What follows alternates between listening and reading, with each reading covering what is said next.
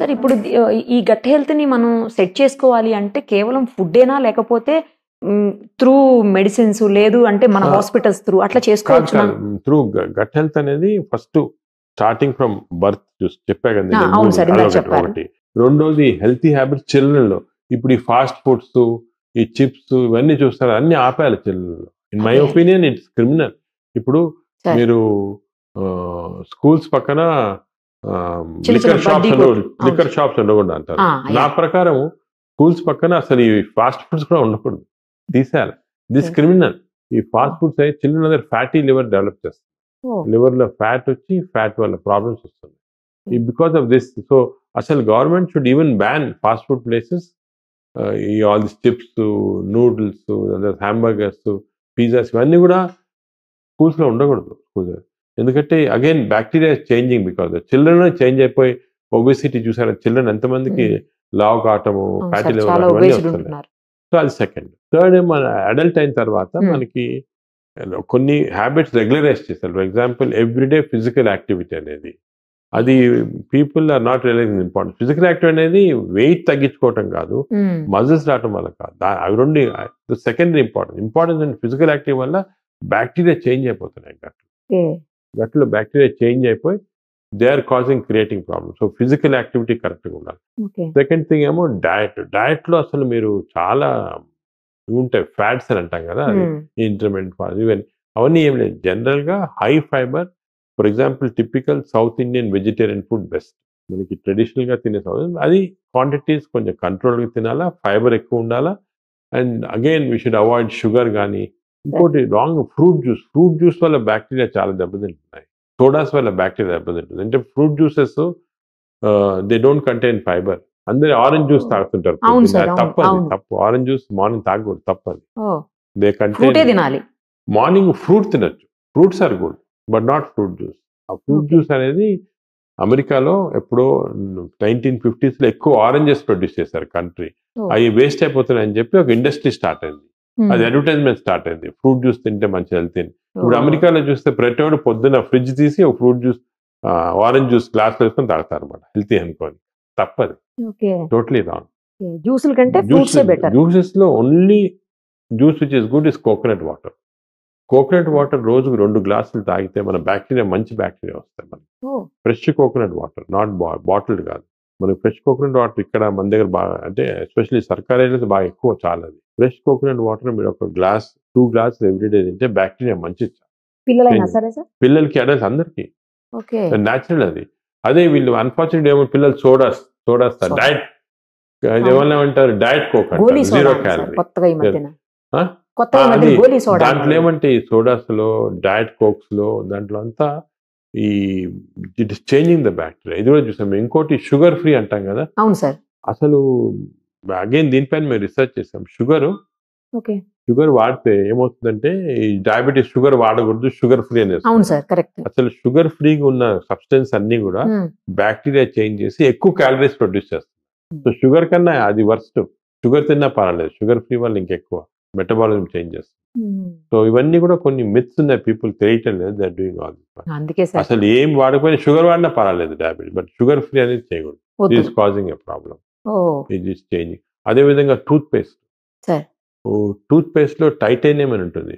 ఇప్పుడు ఎవరు చూసుకోవాలి అది. టూత్ పేస్ట్ లో టైటానియం ఆక్సైడ్ ఉందంటే, టైటానియం ఆక్సైడ్ ఉన్నవి ఎస్పెషల్లీ చిల్డ్రన్ చేస్తారు, బ్రష్ చేసి మింగుతారు టూత్ పేస్ట్. మింగినప్పుడు ఈ టైటానియం ఆక్సైడ్ ఉంటే బ్యాక్టీరియా చేంజ్ అయిపోయి బ్యాడ్ బ్యాక్టీరియా వస్తుంది. సో దానికి టూత్ పేస్ట్ మీరు కొన్నప్పుడు చూసుకోండి టైటానియం ఆక్సైడ్ ఉందా లేదా. అది ఉంటే ఆ టూత్ పేస్ట్ యూజ్ చేయకూడదు. యూజ్ చేసినా కూడా మనం బాగా పుక్కులు చూసేయాలి, బయటకి మింగకూడదు. చిల్డ్రన్ లో స్వీట్ గా ఉండేది తెలియదు, కొంతమంది తింటుంటారు.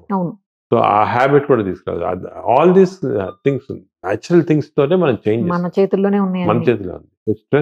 Stress also plays a role. ఇది లేని మనిషి ఇప్పుడు లేడేమో సార్ అసలు. అంటే మనం ఎలా తీసుకోవాలి స్ట్రెస్ అనేది ఏమి? Stress is a reaction to external influences కదా. ప్రెషర్, ఇంత ప్రెషర్ ఉంది మాకు బయట.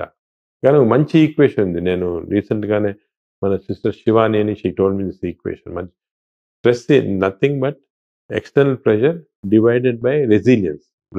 మన విల్ పవర్. మన రెసిలియన్స్ ఎక్కువ ఉంది అనుకోండి, ఎంత ప్రెషర్ ఉన్నా స్ట్రెస్ రాదు. So stress is only our reaction to external pressure. అది ఎలా తగ్గించాలంటే రెసిలియన్స్ ఇంక్రీజ్ చేయాలి. Stress zero. స్ట్రెస్ దానికే మనం అందరికీ చిల్డ్రన్ కూడా ఎంకరేజ్ చేయాలి. స్ట్రెస్ జీరోలో పెట్టుకోవాలి. Very easy. స్ట్రెస్ ఏమంటే reacting to external. So stress is how we control. Next sir ఇంకొకటి ఏంటంటే ఇప్పుడు బాగా ఫీవర్స్ విపరీతంగా అయిపోయి లెగ్ పెయిన్స్, జాయింట్ పెయిన్స్ అన్నీ వస్తున్నాయి కదా సార్, బాడీ పెయిన్స్. వీటి కోసం స్టెరాయిడ్స్ వాడడం తప్పు, చాలా తప్పు అది. మరి ఆ పెయిన్స్ తగ్గవు కదా సార్ స్టెరాయిడ్స్ వాడకపోతే? అంటే పెయిన్స్ ఇప్పుడు వాళ్ళు ఒక్కడనే కదా సార్, ఆర్థరైటిస్ ఉంటుంది చూడండి, వాళ్ళు కూడా కదా సార్ రెగ్యులర్ గా స్టెరాయిడ్ పెడతానే ఉంటారు డాక్టర్స్. స్టెరాయిడ్స్ పెట్టరు, డాక్టర్స్ ఎక్కువ పెట్టరు. మేబీ నాట్ క్వాలిఫైడ్ డాక్టర్స్ అని చేయొచ్చు, కానీ క్వాలిఫైడ్ డాక్టర్స్ స్టెరాయిడ్స్ చాలా జాగ్రత్తగా యూజ్ చేస్తారు. స్టెరాయిడ్స్ చాలా సైడ్ ఎఫెక్ట్స్ ఉంటాయి. అదే సార్, నార్మల్గా స్టెరాయిడ్స్ అనేది మనము చాలా జాగ్రత్తగా వాడాలి. ఎందుకంటే స్టెరాయిడ్స్ తోటి ఏమంటే they are very powerful medicine. బాడీలో ఇమ్యూనిటీ సప్రెస్ చేసి హార్మోన్స్ చేంజ్ చేస్తాయి. ఇంతవరకు కూడా ఇప్పటికీ స్టెరాయిడ్స్ మనకి గత 70 సంవత్సరాలు ఉన్నాయి. అండ్ 70 సంవత్సరాలు కూడా ఎవరికి స్టెరాయిడ్ ఎగ్జాక్ట్ గా ఎలా యాక్ట్ చేస్తుంది ఇంకా తెలియదు మెడిసిన్ లో. అంత పవర్ఫుల్ డ్రగ్స్ యాక్ట్ చేస్తూనే అన్ని దానికి ఇచ్చేస్తారు. కరోనాలో కూడా చూసారు అందరు స్టెరాయిడ్స్, అన్ని side effects corona because steroid. మా హాస్పిటల్ అసలు స్టెరాయిడ్సే వాడలేదు కరోనాలో, అందరు రికవర్ అయ్యారు. ఎందుకంటే అమెరికాలో ఇస్తున్నారు, ఇంగ్లాండ్లో ఇస్తున్నారు, ఇక్కడ ఇచ్చేసారు. మనం తప్పది. స్టెరాయిడ్స్ అనేది most dangerous drugs in the world. Steroid ఎందుకంటే బాడీని ఆర్టిఫిషియల్ గా సప్రెస్ అవుతుంది. ఎలాగంటే బిల్డింగ్ లో ఫైర్ ఫైర్ చుట్టూ యాస్బెస్టాస్ పెట్టేస్తాం అనుకోండి, ఫైర్ సప్రెస్ కానీ బిల్డింగ్ అంతా నాశనం అయిపోతుంది కదా, బయట చూడడానికి అంతా ఏమి ఉండదు. అలాగే steroids are like asbestos. Steroids should not be used at all. అంత కొన్ని few indications are there, auto immune disease అని అటువంటి కొన్ని దానికి వాడతాం, కానీ జనరల్ గా ఈ పెయిన్స్ గిన్స్ అస్సలు వాడకూడదు. ఈ పెయిన్స్ అవి కూడా న్యాచురల్ మెథడ్, అంటే అన్ఫార్చునేట్లీ కొన్ని చికెన్ గున్యా వస్తుంటుంది మధ్య చూస్తుంటాము, చాలా రోజులు ఉంటుంది. కానీ న్యాచురల్ ఎక్సర్సైజెస్, దాని తర్వాత కొన్ని సానా, హీట్, అటువంటి దాంతో స్లోగా కంట్రోల్ చేయాలి. చాలా సార్ నేను ఆ మధ్యలో ఒక కేసు చూశాను సార్. ఏంటి అంటే ఒక అమ్మాయి నైట్ లో డ్రంక్ అండ్ డ్రైవ్ లో దొరికింది. ఆ అమ్మాయిని టెస్ట్ చేస్తే, అంటే డ్రంక్ అండ్ డ్రైవ్ జరుగుతూ ఉండగా ఆ అమ్మాయిని పట్టుకున్నారు. టెస్ట్ చేస్తే అమ్మాయి ఆల్కహాల్ తీసుకుందని చెప్పేసి అందులో వచ్చింది. బట్ ఆ అమ్మాయి జీవితంలో ఏనాడు ఆల్కహాల్ తీసుకోలేదు. అసలు ఆ అమ్మాయి మందు తాగటం అంటే డ్రింక్ అవన్నీ ఏం తెలియదంట, డ్రింకర్ కాదు. ఆ అమ్మాయిని తర్వాత టెస్ట్ చేసి మన హాస్పిటల్లో అనుకుంటా టెస్ట్ చేస్తే ఆ అమ్మాయి పొట్టలో యాసిడ్స్ ఉన్నాయని వచ్చారు. అది ఏంటి సార్ అసలు, ఎందుకు అట్లా అవుతుంది? అది కూడా చాలా ఇంట్రెస్టింగ్ కేసు మేము చూసాం ఈ మధ్యన. ఇప్పుడు హైదరాబాద్ లో మీరు చూసారు, రాత్రి 12 గంటల తర్వాత సాటర్డే, సండే కానీ లేకపోతే న్యూ ఇయర్, ఫ్రైడే కూడా చేస్తారు అనమాట. టెస్ట్ చేస్తారు మీకు ఆల్కహాల్ ఉందా చేస్తే ఆల్కహాల్. సో నాకు కూడా తెలిసిన వాళ్ళు కూడా 2-3 అసలు టీటోటలర్స్ చేస్తే ఆల్కహాల్ పాజిటివ్ వస్తుంది. సో మీరు చెప్పిన ఎగ్జాంపుల్ కూడా అమ్మాయి కూడా పాజిటివ్ ఉంది, ఆల్కహాల్ స్ట్రాంగ్ పాజిటివ్, కానీ ఆల్కహాల్ తీసుకోలేదు. వాళ్ళు చేసిందల్లా ఏమంటే డిన్నర్కి వెళ్ళి హై కార్బోహైడ్రేట్, అంటే రైస్ కానీ లేకపోతే హై కార్బోహైడ్రేట్ డైట్ తీసుకున్నారు. ఈ కార్బోహైడ్రేట్ డైట్ తీసుకున్నప్పుడు కొన్ని మన స్టమక్ లో క్లెప్సియల్లా అనే కొన్ని బ్యాక్టీరియా, కొంతమందికి ఎక్కువ ఉంటుంది బై నేచర్. క్లెప్సియల్లా బ్యాక్టీరియా ఏం చేస్తాయంటే ఈ కార్బోహైడ్రేట్స్ ని it will convert them into alcohol. అంటే బ్రూవరీలో చేసేదేమి అంతే కదా, బ్రూవరీలో వీట్ కానీ బార్లే కానీ దాన్ని they will make it into beer or whisky, water. ఒక ప్రాసెస్ లో ఇండస్ట్రీ జరుగుతుంది. కానీ కొంతమందికి ఈ అబ్నార్మల్ బ్యాక్టీరియా వల్ల body will become auto brewery. దీని అసలు పేరు కూడా ఉంటుంది, నేను స్టడీ చేసి మా వీళ్ళకి కూడా పంపించాను, పోలీసులు కూడా. This called auto brewery syndrome. Auto brewery syndrome అంటే మన body is becoming manufacturer for alcohol. చాలా రేర్ ఇది, అంత 1,00,000 లాగా ఇలాగ వచ్చినప్పుడు ఈ ఫాల్స్ టెస్ట్. సో వీళ్ళేమంటే జాగ్రత్తగా ఉండాలి, ఎప్పుడు కన్నా కూడా ఎక్కువ కార్బోహైడ్రేట్స్ ఎక్కువ తీసుకుంటే ఇలాగ వచ్చే అవకాశం ఉంటుంది. సో ఎస్పెషల్లీ ఇలాగ లేట్ నైట్ డిన్నర్స్ కదా వెళ్ళినప్పుడు కార్బోహైడ్రేట్స్ అవాయిడ్ చేసి ఎక్కువ ఫైబర్ తీసుకోవడం అలా తీసుకుంటే బెటర్ అన్నమాట. వాళ్ళకి ఇది చేంజ్ చేయలేమా సార్, ఎప్పటికీ ఇలాగే ఉంటుందా? చేంజ్ ఇప్పుడు బ్యాక్టీరియా చేంజ్ చేస్తున్నాము, కానీ ఇదేమంటే చాలా రెసిస్టెంట్ గా ఉంటుంది, మళ్ళా కొన్ని రోజులు వచ్చేస్తుంది కేర్ఫుల్ లేకపోతే. అంటే వాళ్ళు బాగా డిసిప్లిన్డ్ గా లైఫ్ అంతా డిసిప్లిన్డ్ గా ఎక్సర్సైజ్ తోటి డైట్ తోటి అలా ఉండాలి. మిలెట్స్ తింటాం ఫర్ ఎగ్జాంపుల్, కార్బోహైడ్రేట్స్ ఆపేసి మిలెట్స్ తినాలి లైఫ్ లాంగ్ అలా చేస్తా ఉంటే.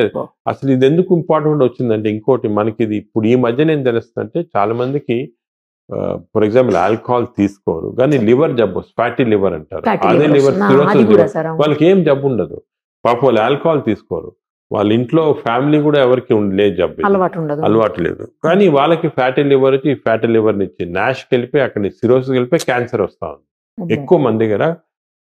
సో మేము దీంట్లో కూడా ఏమంటే ఇటువంటి వీళ్ళకి ఒక అబ్నార్మల్ బ్యాక్టీరియా ఉంటుంది. ఈ బ్యాక్టీరియా తోటి మనం తిన్న ఆహారంలో ఆల్కహాల్ ప్రొడ్యూస్ చేస్తాం అనమాట.